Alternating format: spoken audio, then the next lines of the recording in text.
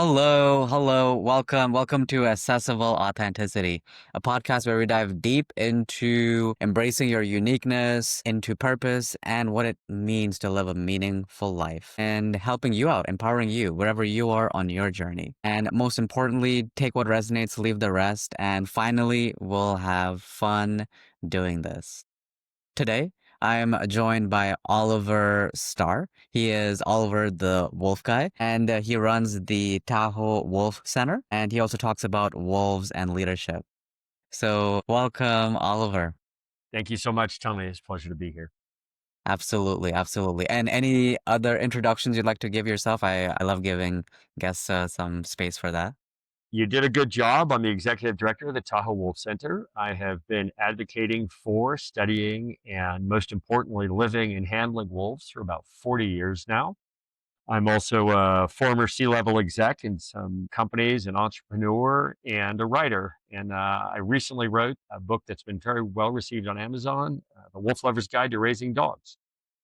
Flower's Guide to Raising Dogs. Wow. So, like, so many threads there, too. One is you're the executive director. You've also worked in like C-level management as well. You're a writer as well, like a man of many adventures and ventures. What was your so that's interesting. So it sounds like you were in the corporate world as well for some time. By necessity more than by choice, I would say. Yeah. Yeah, my passion has always been wolves, but it's hard to make a good living as a wildlife biologist, and especially if you aren't of the mindset of most state agencies, which I never really was. And so I was an entrepreneurial minded person and a writer, and I just got involved in high tech kind of early. And so I've worked with companies, both startups and companies as big as Nokia and Microsoft. And then, a decade or so ago, I took the leap into running a nonprofit, and we've been focused on that. My wife and I are also still entrepreneurs. My wife is a very successful restaurateur, and so I support her endeavors there as well, and that supports the wolf habit. Wow. That's beautiful. You were you in the wolf like helping out wolves and training wolves while you were in the corporate world, or did you make that pivot afterwards? I was, yeah. So my family, I'm from Colorado. My family was kind of a big ranching family in Colorado, and so wolves were not necessarily the most favorite animal in our family.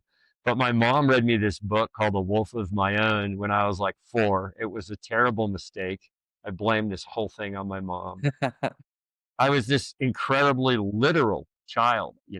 The story is about a little girl that gets a striped box with holes with a puppy in it, and she imagines it's a wolf, and they have wolf adventures. And I was like, no, no, wolf. But I also was practical, and I understood this was an unusual thing, and it just lit a passion for deep understanding that has been a through line of my life. So I ended up studying carnivore biology, specializing in wolves in college.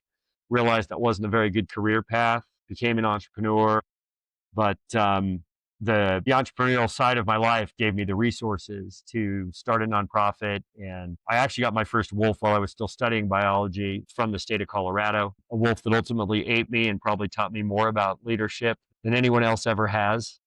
I was failing in my leadership, and he taught me a lesson.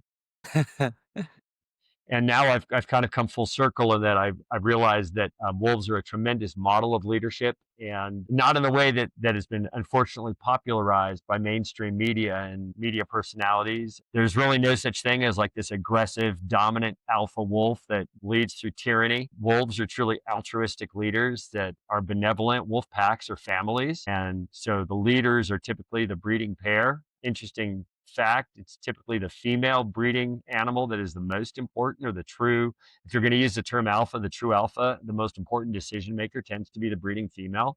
So for all you lady listeners out there, when your man is telling you he's the alpha, you can smirk and say, "Oh, really?" Because it's really true. They're the brains of the operation and make the most important decisions in most wolf family groups. But their leadership style is truly benevolent, and I think we can learn a lot from the example that nature has set for exceptional leadership. And I've tried to model my philosophy of executive leadership in part after how wolves, as benevolent alpha leaders, provide safety, security, freedom to fail, transparency, and most importantly, leadership by example. And one of the beautiful things there is how even well, firstly, this is something that you started off with like when you're like a kid, right? So I love that the most beautiful thing that I heard there was that while you started this journey of like knowing like wolves were something that you wanted to work with, to be with, it didn't work out in between, but then you found your way back. So that's a really beautiful thing there. So Oliver, what does authenticity mean to you? Interesting. I mean, I think authenticity is being your real self, to have the courage to not wear the mask that is an attempt to hide who you really are, either out of insecurity or self doubt or um, the baggage you carry from the definitions that people put upon us every day. It's interesting. I think I've learned a lot about that. So I've also been a pretty successful athlete, and I think that most pro athletes, I would say, wear a mask of invincibility. I think you have to be invulnerable to be a successful athlete, and it's only later in your life, especially if you've gone through that kind of path, that you realize it's okay to be vulnerable, to make mistakes, to be fallible. But I also think that that's super important to be a good leader, is to really be authentic. I think people sense in authenticity in their leadership. And it's challenging to be an effective leader when people doubt if you are who you say you are. I think it's important to be who you are. Rather than saying who you are, it's being who you are. 1000% I see you there. What is your, I mean, we see a lot of this in the corporate world. Like me myself, I was in the corporate world for about 7 years. Yeah, I graduated college from Penn State, so I was on the East Coast, and I had an industrial engineering degree, and then I ended up getting a job within the same city that I graduated from. And I was an international student, right? So I came from like India, I was in Saudi Arabia, so then I didn't have to leave. So that was the beautiful thing.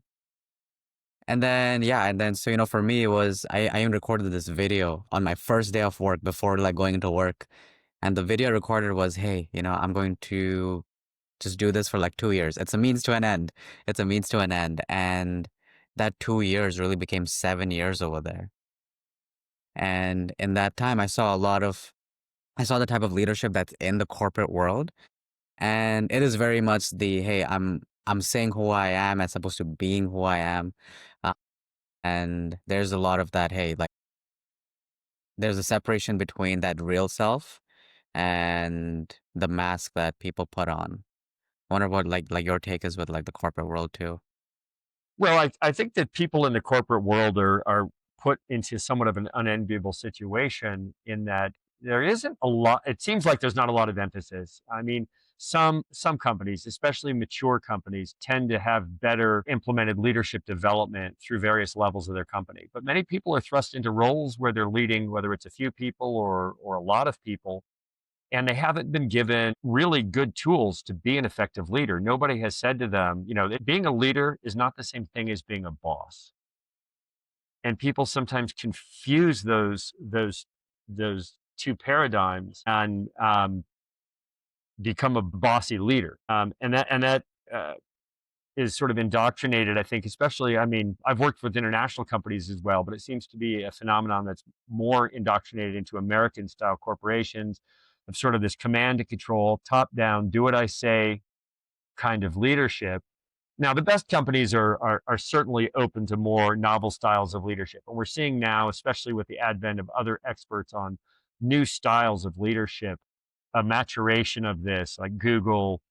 Certain really forward-looking, forward-thinking companies have developed much, much better models for effective leadership modeling and training, and allowing groups to function more autonomously with a leader facilitator rather than a leader command. Hmm.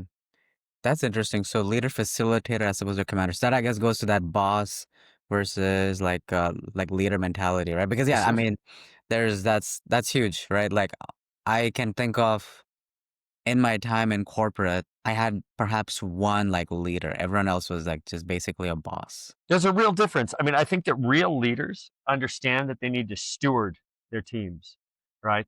That means that they're there to mentor, to support, to give them the freedom to do their best work, to allow them to understand that mistakes are an opportunity to learn and improve, not a possibility of termination, right? So many people live a life of, oh my God, if I screw this up, I'll lose my job. And the best leaders understand that people are taking chances. Sometimes they take risks, and sometimes those risks come with failure. But well-intentioned failure versus subversion is a very different thing. And I mean, when you have somebody who's trying to fail, either through carelessness or even intentional malintent, that's very different than somebody who makes an honest mistake and wants to learn from it. And it's really important for leaders to have perspective on the performance of their teams, to guide them, not to boss them, to be open minded to their people, to be willing to listen to novel concepts and ideas and take inspiration. I mean, ideally, you have great people, and those great people want to do great work. And great leaders position their people to do their best work by giving them the space, the support, the encouragement, and the mentorship to continue to do their best work in a sort of a joyous way, right? I mean, every one of us has had a bad boss, and it's so easy. I'm sure that when I say bad boss, some face comes right in your mind. You immediately, oh yeah, right. And I mean, I'm sure you could name the 10 attributes of a bad boss, right? They don't listen, do as I say, aren't able to provide constructive feedback. It's always destructive feedback. You always feel a little intimidated, a little threatened. You're on thin ice a little bit, right? They make you feel insecure. And the best bosses give you the security to know that taking chances, well intentioned chances, are okay. They give you the opportunity to solve your own problems and provide you with guidance rather than commands. Yeah, that guidance as opposed to commands. Wow, that's huge. For me, like too, yeah, like the commandments for a leader too, like like giving the space, the empowerment, like learning by mistakes, right? Like all of it, like that's huge. I remember, when you mentioned like bad boss, like immediately, yeah, there's like a boss that I had in mind that just immediately popped up. For me, it was when I was in India for a while after like my US stint. I didn't like my US visa got denied after being there for 7 years, and then I had to move to India. That's like my home country. But then I was there for about 3 months, and then I realized like, oh fuck, I gotta leave. I gotta head back. Like this is not for me. And then I started applying to like Canada. It was like the next best thing that I can, like to come out like west. And then I ended up getting a job like from India itself. And then the job that I had, it was really good because like it's the job that got me to Canada, right? So I was very grateful for that. But then the boss that I had was absolutely toxic, right? So I started like I was working about 6 days a week. I was working over the weekend when I didn't have to, but I needed to so that I had that fear. Right? You talked about that fear. I had the fear like, oh my God, if they fire me, if I do something wrong, like then I'm gonna have to go back, and I don't want to do that. And it sucks, but it worked, right? Because that fear is what got me to work like 6 hours a week, work till 8 p.m. and like burn myself out. But that's what happens, right? I mean, if you're motivated through fear, I mean, it can be a powerful motivator, but burnout is a consequence, right? I mean, they say if you do what you love, you never work a day in your life. And a great boss helps you love your work, right? And when you love what you do, you're motivated by the intrinsic desire to continue to do something that you enjoy versus the fear that if you don't perform, you're in jeopardy. Yeah, the fear of performance for sure. So, I mean, like that's a really good segue into doing the work that we love and that we don't have to work like a day in our life.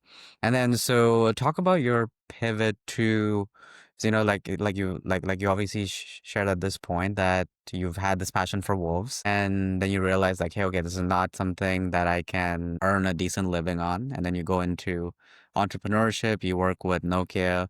You mentioned another company there too. It was, I think it was Microsoft. Google. So I consulted for many companies. Gotcha.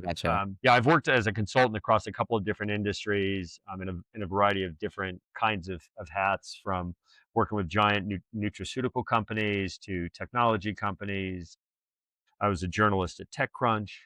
So I had my fingers in a lot of different interesting pies, just because I'm a fast learner. I enjoy different things. I'm one of those people who likes to educate myself, and a lot of skill sets transfer. Right, if you're a good entrepreneur and you understand how to communicate and market, those are pretty transferable skill sets that can get you in lots of doors. I think networking is hyper valuable for people that want to develop their careers and give themselves opportunities across different industries. So I was always a fairly good networker. Wow. So that's actually a really good like topic to talk about. You've kind of like dipped your toes in like multiple arenas all at once in a way too. There's this idea of like, hey, like focusing on one thing may be better than focusing on a lot of things. But yeah, what's your take on that? Because yeah, as an entrepreneur, you do have to wear a lot of hats.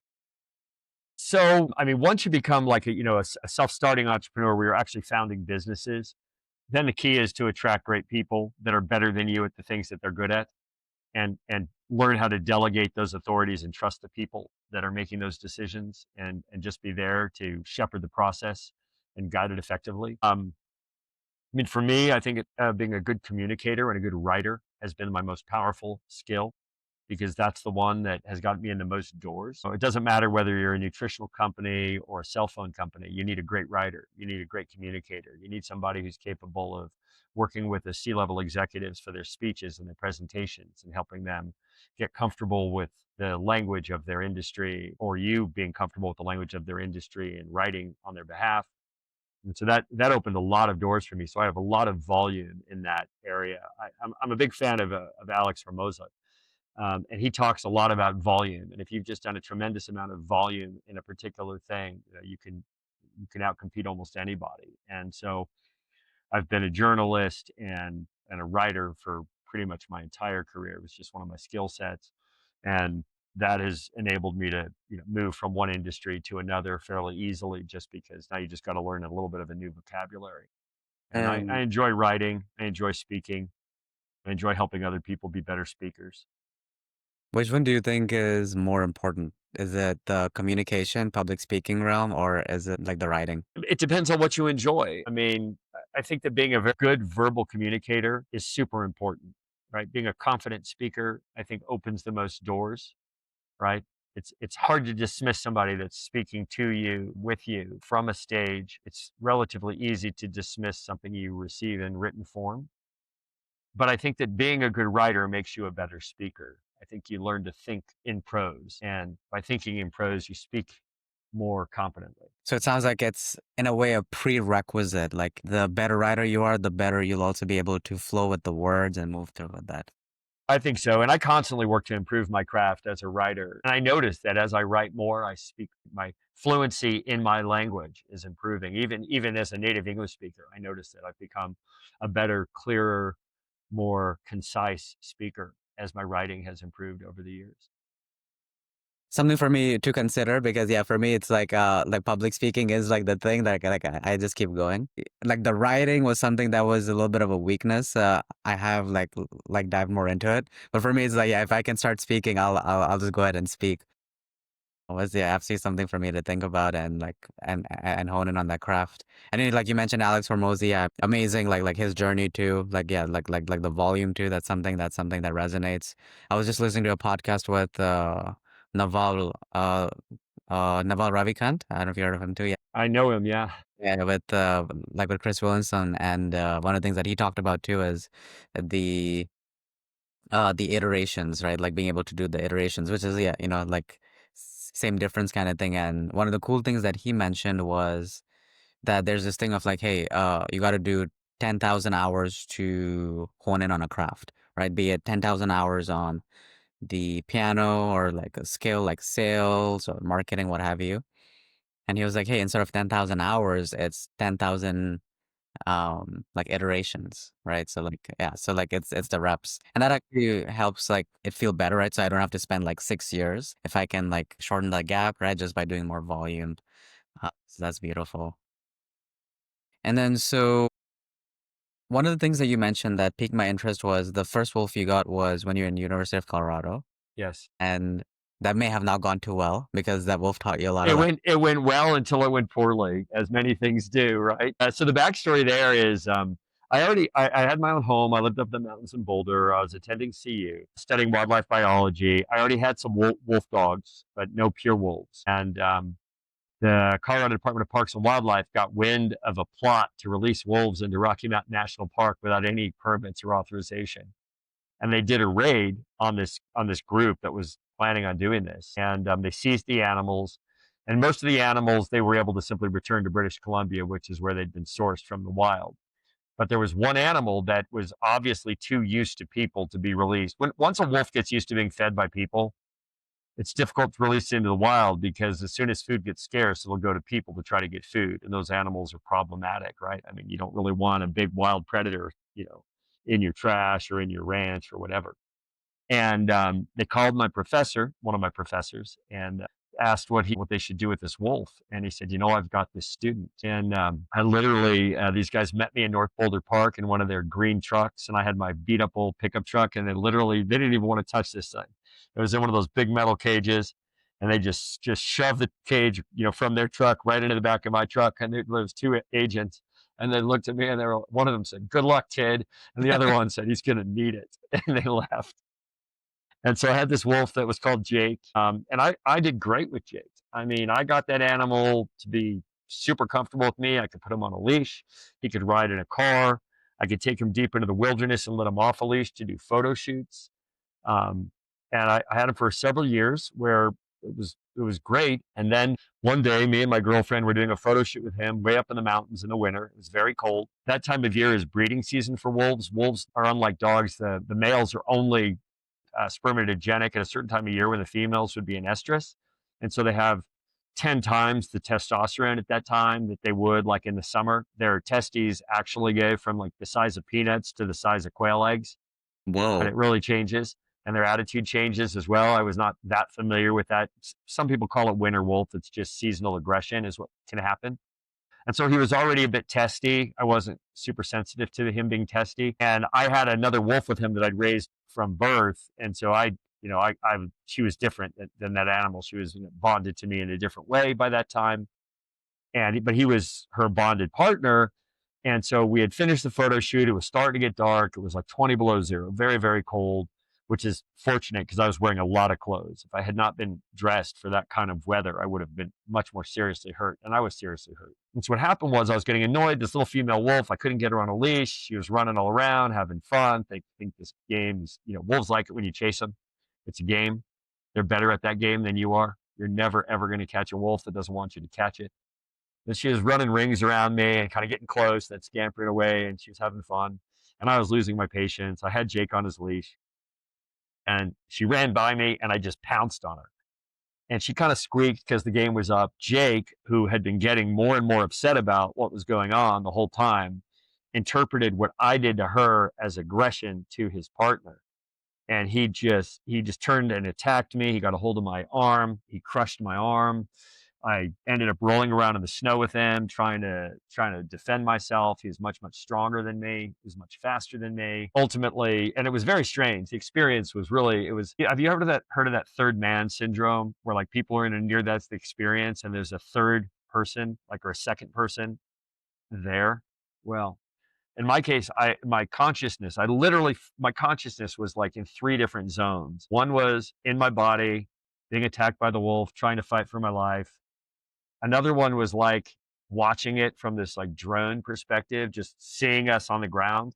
And then there was this other one that was just talking to me very calmly. And the one that was talking to me, I guess, was the second or third man. And the first thing he said was, "He's a lot stronger than you expected." That was the first thing he said. Anyway, the strength was unbelievable. It was otherworldly. Like, I've written about this attack many times and spoken of it many times. And invariably people are like, "Why didn't you punch him? Why didn't you poke him in the eye?" When your hand is caught in a 50,000-pound hydraulic press, you're not thinking about the button, right? I mean, it's just so, I thought when he first attacked me, I thought my head exploded. Like, I didn't know what happened because there was so much pressure so fast. I think my blood pressure skyrocketed and it caused like almost a whiteout. Yeah. But ultimately, the voice, my girlfriend at the time was with me as the photographer, and she's screaming, "What do I do? What do I do?" And this third party says, "Grab him by the nuts." So I don't know who said it, but somebody said it. We were rolling on the ground at this point. I sort of had him in a headlock, but he had my arm and my other hand in his mouth. She grabbed him by the nuts. He let go of me. I somehow staggered away from him. And thank God he already had a leash on her, or there would have been no stopping him. But she grabbed his leash He went for my throat, came up short. He got me in my other bicep, but luckily he didn't turn on her. All his aggression was towards me. She was able to get him tied off to a tree. She was a ranch chick, and she just said later that, the first instinct was tie the leash to a tree, which Mm, probably saved my life. And I was fortunate. I was able to get off the mountain. They wanted to amputate my arm because it was so badly injured. I convinced them not to. I was very fortunate. Surgeons at the Stedman Hawkins Clinic, this was in 1992, compared to today's surgical technique, somewhat primitive. But they put me back together, and I was very fortunate. They were able to save my hand. I have normal function. But the lesson in retrospect, right, as I started thinking about what happened and analyzing what happened, well, it was a pretty long recovery from an injury that serious. I really had a lot of time to think about it in the light of what we were starting to learn about wolves in the wild and wolf behavior. And I realized that what had happened was a failure of leadership on my part, not a failure of aggression on his part. I had failed to be the right kind of leader. And when I look back on it now, and I look at how wolves interact with other wolves, instead of losing my patience, instead of responding to her playfulness with aggression, I should have reciprocated her playfulness with playfulness. And my main concern was she was going to run down to this little highway about 2 miles below us and get hit by a car in the dark. And I should have just gone away. I should have just put my cold and my impatience aside. And I should have matched her playfulness with my own, which would have diffused any of the tension that I should have been aware of with the other animal and led her away from danger until I was able to more comfortably get her under my control. And I think it's a metaphor for modern leadership today, which is that when things go wrong, a lot of times executives meet those challenges with force, with intensity, rather than with curiosity and playfulness. And I think a lot of times you can solve problems through curiosity and a playful mindset, even in crisis. wow. Well, firstly, I'm glad you're here. So am I.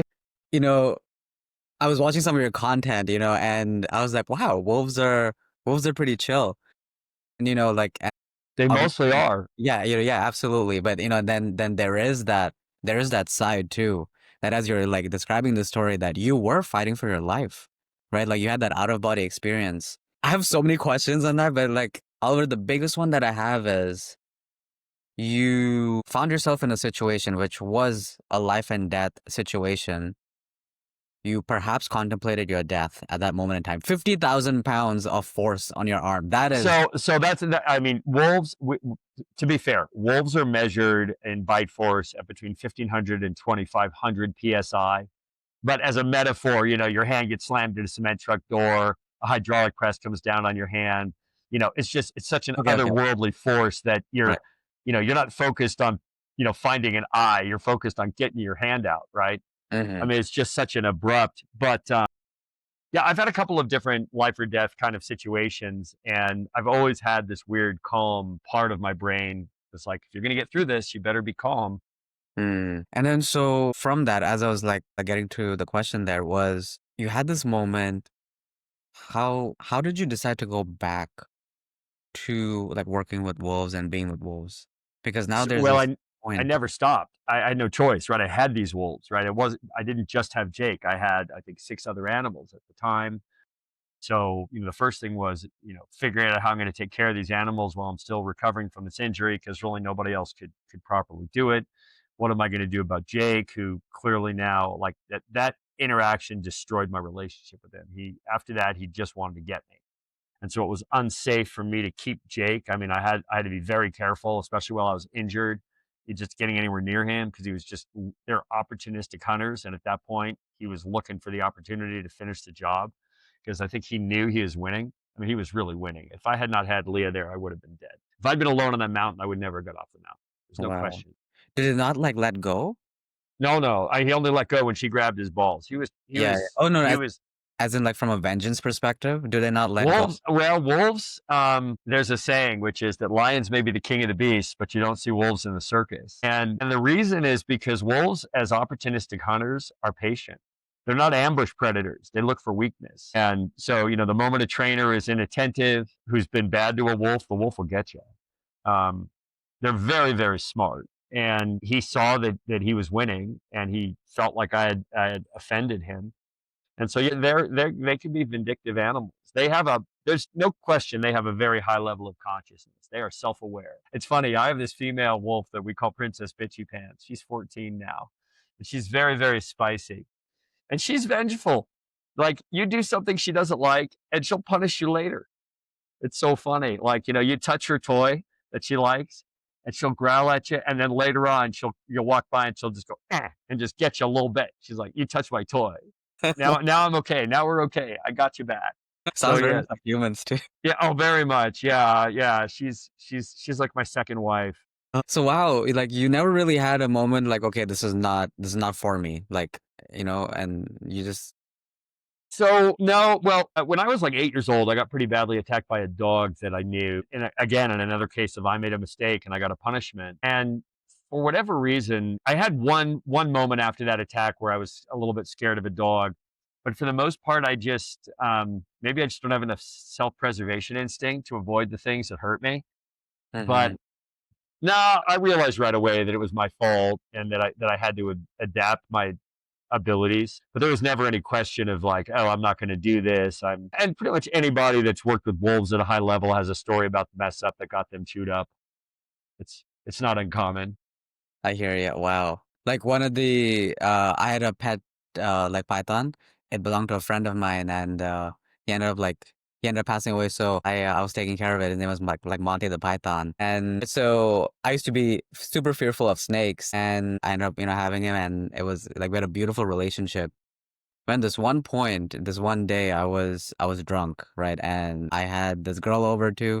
So I'm like kind of showing off. And I'm like, oh, we're gonna feed, Monty now. And for a few weeks, he was with another friend of mine who kept feeding him two mice, right? So Monty got used to like getting fed two, and I used to only like feed him one.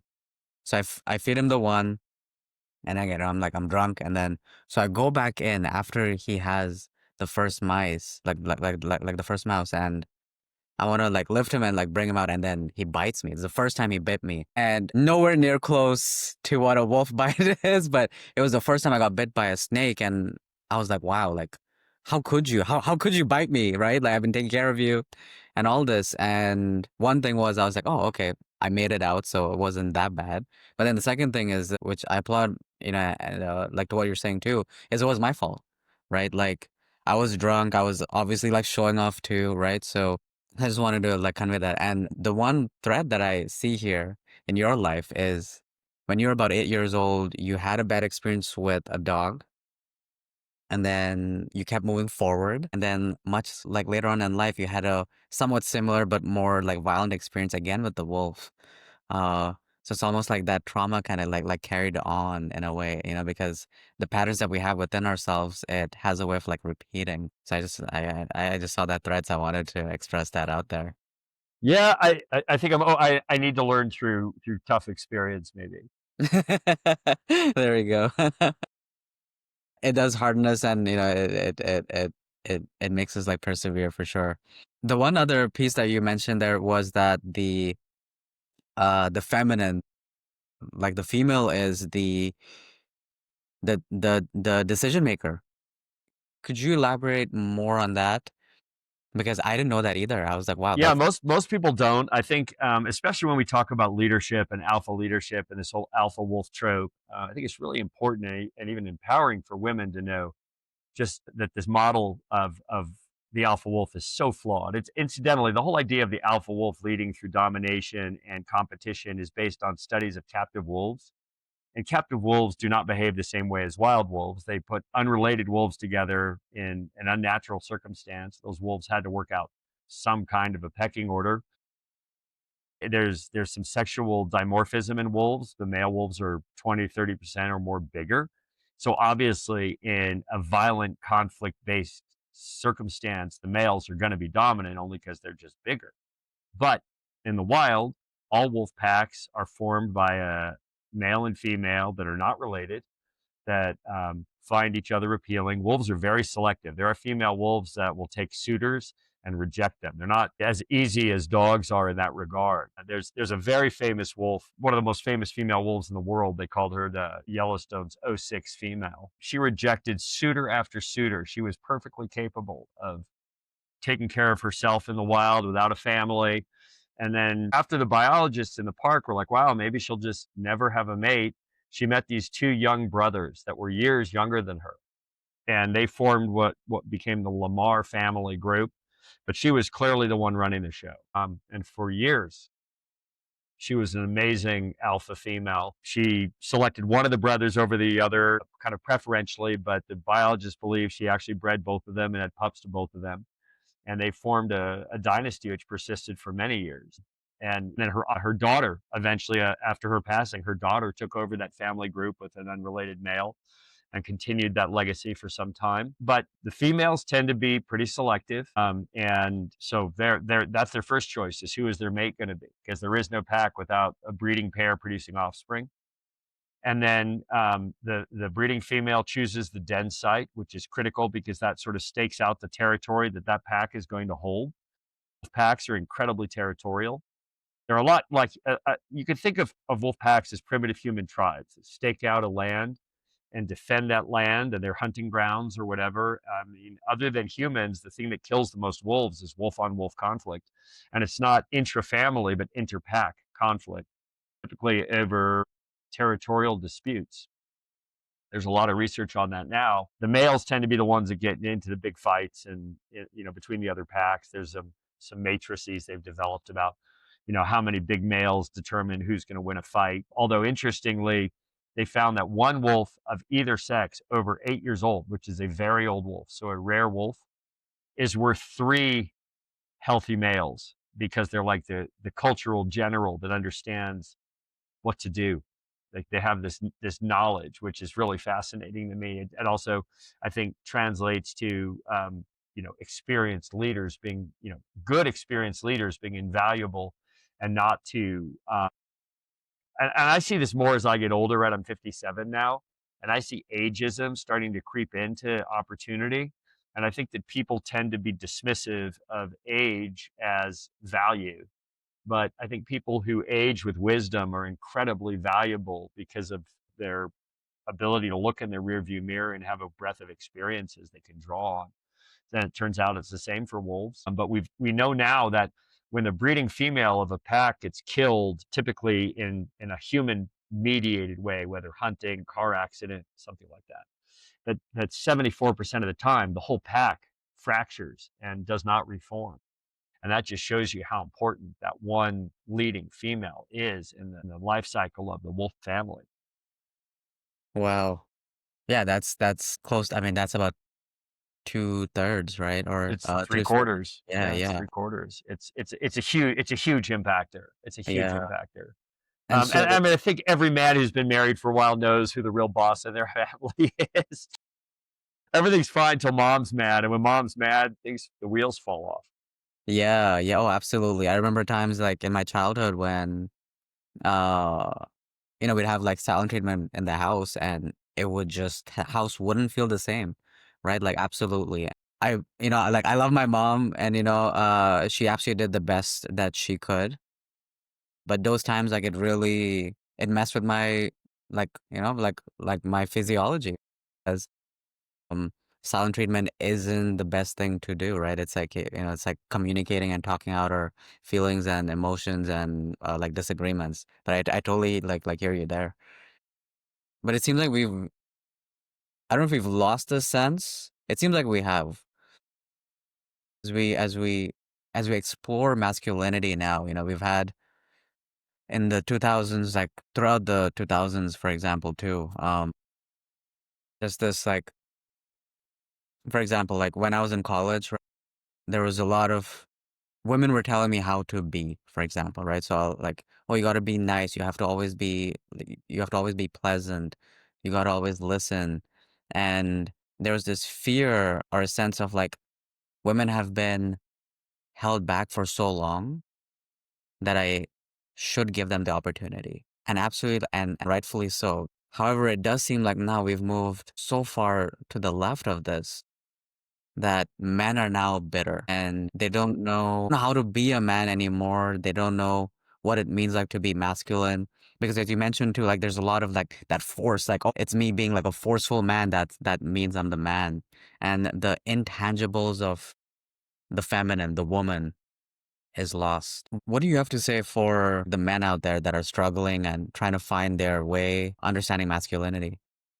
Well, I think that true masculinity it comes from a gentle strength, calm strength. I think patience is a truly undervalued virtue in today's fast-paced society. I think that these hyper tough role models are problematic. It's funny, I do wolf talks, I do presentations for schools, and I mean, I'm shocked at when a 7-year-old kid will tell me he's the alpha. But it happens. I mean, they've been indoctrinated through media and maybe video games and movies or whatever and their peer groups that's what that being a man somehow means is to be the toughest, the biggest, the baddest, the Jack Reachers of the world. But I mean, the most impressive men that I've ever encountered, some of the strongest, the people that were truly the most terrifying, were quiet. They didn't have to tell anybody that they were masculine. It and that they were gentle. I mean, and I love one of my favorite examples is actually one of my wolves. I have a wolf who's 150 pounds. He's absolutely massive. He's my YouTube video, The Nicest Wolf, which is very popular. This animal, he's twice the size of the females. Usually, he's on the bottom of the pile when they're having a little spat or wrestling or whatever, because he's resilient and he is reserved in the application of his strength. He's defensive of his family, not towards his family. I mean, if they were under threat, he'd be the one to kill whatever the threat was. But amongst themselves, the wolves are noisy bickerers. There's behaviors that the uninitiated would think of as fights, and which I would think of as conversations. And they're noisy, kind of rough conversations. But there's a reserve there. When I have tiny puppies, because we bring in these little tiny puppies. When you're working with wolves, you want to get, if you're me, you want to get the puppies when they're just a few days old, when they're still on a bottle, so that you can really imprint them, so that you're part of their family and you can do a lot of things with them. And you would never put your breeding male dog with a 10-day-old puppy. The male might kill the puppy. But with wolves, this animal would protect those tiny puppies with his life. He's the better babysitter. He's absolutely and those are the attributes. And if you read any of Rick McIntyre's amazing books, he's chronicled the lives of the Yellowstone wolves for like 30 years without missing a day in the field, literally not a day, of chronicling their lives. And so he's written some remarkable books about the wolves, the most important wolves. And one of them is Wolf 21. And he just talks about how, he was a huge wolf that could have killed other wolves. He never killed a vanquished rival from another pack. He was always just, strong but gentle enough to let the loser live. He was altruistic to a fault right up to the end of his life when he died defending puppies. Wow, that's such a beautiful insight into wolves that they can be even altruistic to a fault as well, where Yeah, it's so unfortunate, the negative stereotype that is continuously reinforced with this whole alpha wolf kind of. I mean, that's really my mission, sort of my broader mission on my TED talk, which I'll be giving soon, is to defang the alpha myth and replace it with the alpha truth. could you talk a little bit about that? So that, the myth of the alpha wolf being this hyper aggressive, getting to the top of their pack by vanquishing rivals. And the reality is that they're they're truly altruistic leaders. The strength of the wolf is the strength of the pack. The breeding pair are solicitous parents that would give their lives to protect their offspring. They're gentle with their family. As far as wolves go, gentle is a little different than our gentle, but gentle with their family. They don't punish each other. They don't injure each other. They rely on each other. Wolf packs are social predators, which means they rely on each other to kill the things they eat. And so they're, generally speaking, tremendously collegial animals. They're a lot nicer than people realize. They love each other. I mean, and they're capable, I would say, of tremendous love. My wife would tell you that my animals love me more than she loves me. Now, I don't know whether that means I'm a lousy husband or whether I just am really good with dogs, but Hey, they, yeah, like clearly your love for them is showing, right? And then they're clearly like reciprocating that. And one of the beautiful things you mentioned here, Oliver, was that, even the wolf that the knifed wolf that you mentioned, uh, he's like usually at the bottom, and there's any like some quarreling going on. And one of the things that you pointed out there that I want to emphasize is that he would defend his family as opposed to like be destructive towards them. And that's something that in my life that I've seen as well, like my family, like the masculine figures in my life, and up to a certain point me too. Like I was the people pleaser in my life, right? So when I was out there in the world, right, we talked about masks early on. When I was out there in the world, I would have this mask on that I would please everyone else, right? And then when I would come home, I would unleash all my demons, right? So it's absolutely the opposite of what like the nice wolf was doing, right? So I was almost like I was punishing the people closest to me because of how I saw myself when I was just by myself, right? So as a result of that, even the people closest to me suffered, right? So only when I kind of understood that and saw the damage that I was doing, not only to the people around me, but to myself first, and then healing that now I've been able to switch that.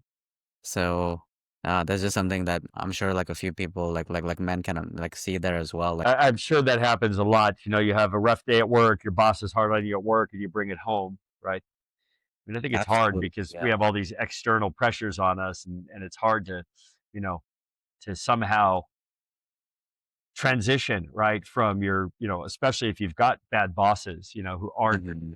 aren't altruistic stewards, and you bring that home, and now Yeah. you're faced with your family and the stresses, and it's like I've got one nerve left, and you're standing on it, right? And hey, yeah, like and that'll happen every once in a while, but it's just like ensuring that we don't like make that the norm, right? Like that's Even me, even as hyper aware as I am of that, I still can catch myself, being, you know, yeah. Hey, like wolves, we're also imperfect, right? So yep. that's a beautiful thing. So you mentioned like, it's a great segue into awareness. A huge part of my work is also with in talking about spirituality, because that's something that also was lost for a while in the material world. It seems like that's something that's coming back in a beautiful way in different ways. You mentioned that even wolves have high like consciousness. Perhaps maybe the moment that you were being bit, you mentioned that your consciousness was outside of you. What is your take on consciousness, spirituality, and those things? Will So I differentiate, spirituality from religion. I would say that I'm deeply connected to nature as my church. I'm offended by the destruction of our planet because they're destroying what I consider to be my church and the machine that created everything that we rely on, including us, including wolves. I'm very in touch with nature. I mean, wolves keep you in touch with nature. Quasi wild place. I spend a lot of time in pretty wild places. I find that's where I'm happiest. Is I have a funny picture of where I'm looking at my cell phone. We're in the woods, and the caption beneath it is "No bars, we're good," which I guess would summarize me in that sense. That when I can get away from that stuff as much as possible, that I'm always happiest. Deep in the woods with a wolf is very interesting to me. I think I think too many people are too out of touch with nature. They don't put their feet in a cold mountain stream. They don't put their phone down anymore. I worry a lot about kids. I do these talks with kids, and I mean, teachers tell me afterward, like, that's the first time I've seen these kids not have a phone in their hand for an hour ever, right? Like, and I think that we don't save the things that we don't focus on. And if you're focused on a digital screen, which is replacing reality with, the matrix, then we may not save the things that matter. And so I hope, as part of my work, to inspire kids to get out into nature, that wolves are a metaphor for wild nature. I like to say that, while I'm a wolf guy on the front, I'm really a saving the planet guy at heart. And I know that wolves can't persist without intact ecosystems. And so I hope to inspire kids to share that ethos and get outside without their phone and learn about nature and feel real nature. I hope parents will take their kids out, before we lose what's left. yeah, I hope that as part of the work I do with bigger companies and executives that are, in positions of power and have the financial wherewithal to make a difference, that they oppose this transition to selling off our public lands to private industry because we'll lose them. Industry sees everything as a means to a financial end, and the intrinsic value of wild nature is incomparable, irreplaceable. Absolutely, yeah. It's as irreplaceable as we and that's why we need like more people like yourself too, right? Because even in my world too, like I corporate like now moving to AI as well, and I see what's going on there, and there is absolutely this investment, and it's like Moore's law, right? Like with technology, that more and more humans are just being captivated, absolutely captivated by our technology, and we're not taking a moment to think like, hey, is this good for us, right? Like even with the phones too, standing in line, for example, right? Like I'm the weirdo for not pulling out my phone, right? Because everyone else is doing it. And there's this, sometimes I'll try to, have a conversation. Sometimes I'm successful, sometimes I'm not. But yeah, that's such it's completely rewiring even how we think, feel, and act as well. And it's so important. Like for me, I had like one of my first spiritual awakenings when I was about 7 years old. I obviously didn't know what it was. That I essentially woke up to myself, like, like this consciousness, but life kind of went on. And it wasn't until a few months ago that I essentially woke up to myself, like the identity of this like consciousness being, like what is out there is within too, like as above, so below. And it was really when this kind of profound sense of like realization hit, and I was like, wow, this is major, right? Like I was a Catholic, right? Like I grew up Catholic, and I still have my toes in there, like mainly to help people understand this message as well. But and no disrespect to religions too, like they have their place, and a lot of people have a lot of comfort in that. So I totally understand and respect that. And then like it has been a message of like control and domination there as well. It is beautiful to see, and for me to even like talk to more and more people that see this, in different ways. Like, like for you, it's mentioning about nature. Like now, like I live in Vancouver, like, like you mentioned BC. So as I've lived here, I've constantly made an effort to be outside more. Like the other day I was at the park, I took my shoes off and just planted, and it's such a beauty, like instantly within like 30 minutes or so, it was like I was recharging my battery. Well, you literally are. If you're putting your feet in the earth, you're regrounding yourself. You are recharging your battery. And there's clear research that shows that when you get out in nature, your brain changes. Your brain waves fundamentally change as you detox from technology and connect to this bigger organism of the planet. And the planet is a living, breathing organism. And we're just a small part of it. And and it's taking care of that too, right? Yeah, because we've been pretty shitty with how we take care of the planet. And it's good. Like I'm so grateful for the work that you do. And like one of the things that I did mention is that is this consciousness too, right? That we have, like like everyone has it too, right? Like that's that sense of oneness that we feel, right? Even with the earth, right? Like as like Mother Nature uh is also conscious.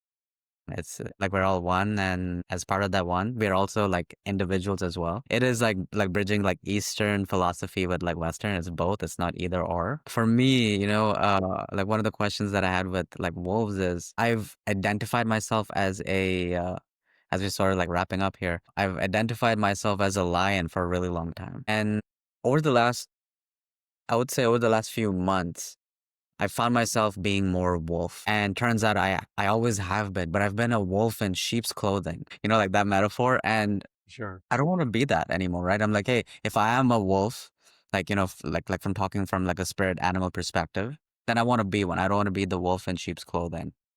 So how does one make that leap? Maybe you're able to see something that I'm not. Perhaps I'm trying to hide a version of myself in sheep's clothing when I shouldn't. Hmm. That's interesting. And I think it circles back to just being authentic, right? And I think, authenticity is being authentic with yourself first, right? And accepting who you are yourself, right? And for me, I spend a lot of time alone. I'm really comfortable alone. I like to be alone. It makes me a difficult partner sometimes because I'm so comfortable to be alone that the threat of being alone is not a punishment, I hear right? it.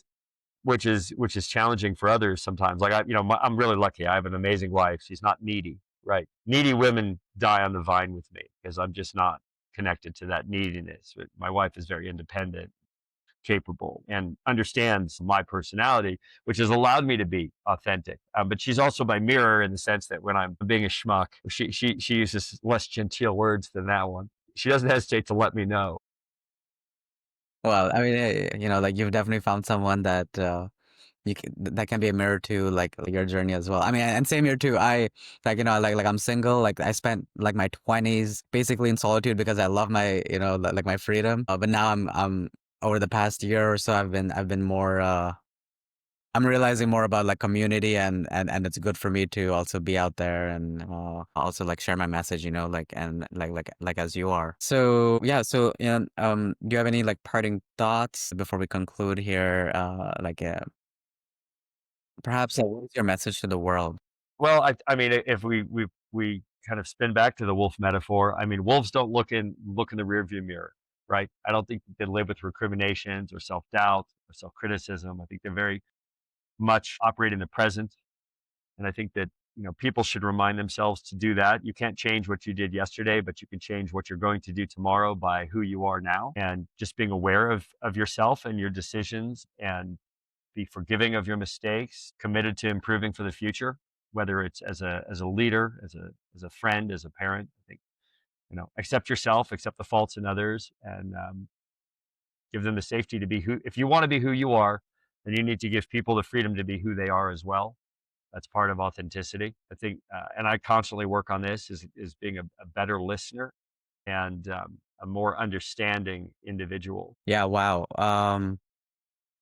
Yeah, beautiful, right? Yeah, absolutely. And yeah, like and with that there too, it's yeah, like thank you so much for sharing that. Some wolf like wisdom there too. Hey, we can absolutely be like wolves here too and we like learn from that as well. We're being authentically ourselves, like giving others the space to do so as well. Like learning from our mistakes. Yeah, absolutely like yeah, we don't have to look back as well, like in order to improve ourselves and the world.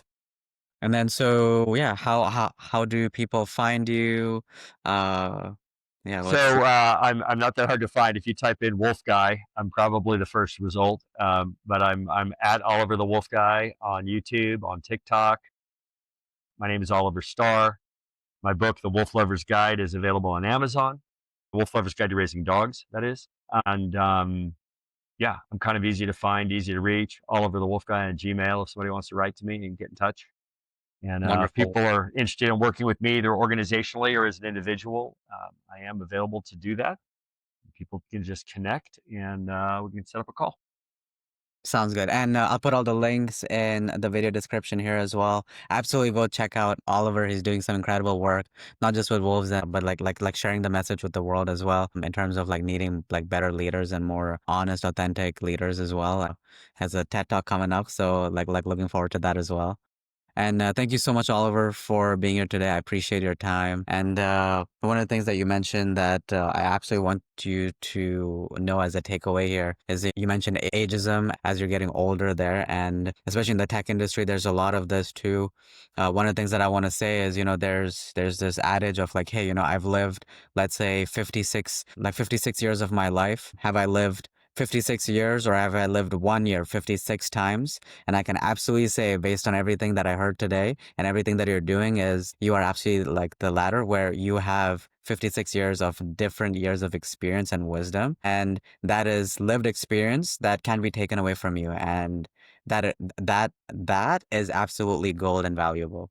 Thank you. Yeah, I'd like to be one of those valuable old wolves. Yeah, wonderful. And with that, we'll close out as a valuable wolf would say. So thank you everyone for joining us and have a great rest of your day. Stay Thanks a blessed. lot, Tony.